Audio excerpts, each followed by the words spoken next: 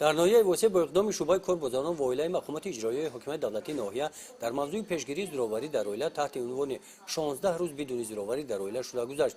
در این همایش زنان، جوانان، سابقه‌داران مهنت، نمایندگان جماعت‌های دهات اشتراک نمودند. این چورابینی را مدیر شعبه کارگزاران و اوایل مقامات اجرایی حکومت دولتی ناحیه وسیع نیلافروز عبدالحق و بازخوان افتتاحی شده قید نمودند که مسئله زورواری در اوایل مورد زورواری قرار گرفتن زنان در اوایل یکی از موضوعهای داغ روز به حساب می‌رود. تاجیکستان همچون عضو کامل حقوق جامعه جهانی اوید این مسئله پیشگیری زورواری در اوایل نسبت به زن تدبیرهای ضروری را عملی می‌نمایند.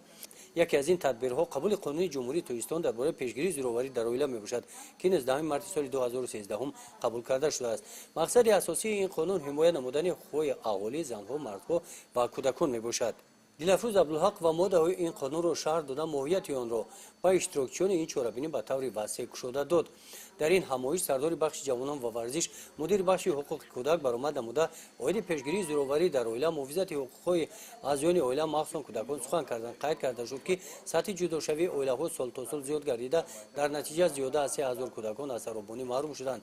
در بسیاری از موردها مردها الیمن نمی‌سپارند. این سبب‌ها وضعیت تربیت کودکان را که همراه مادران ماندن دشوار گردانیده است. در این چورابینی گزارش‌های تلویزیونی که کارمندان تلویزیونی مفجی آزاد در برنامه بانوی معاصر تیار نمودند استفاده برده شدند. بعد تماشای این گزارش‌های تلویزیونی اوید این موضوع بحث و مذاکره‌های اشتراکچیان فعال گردیده اوید پیشگیری زورواری در اوایل آنها پیشنهادهای مفید نمودند.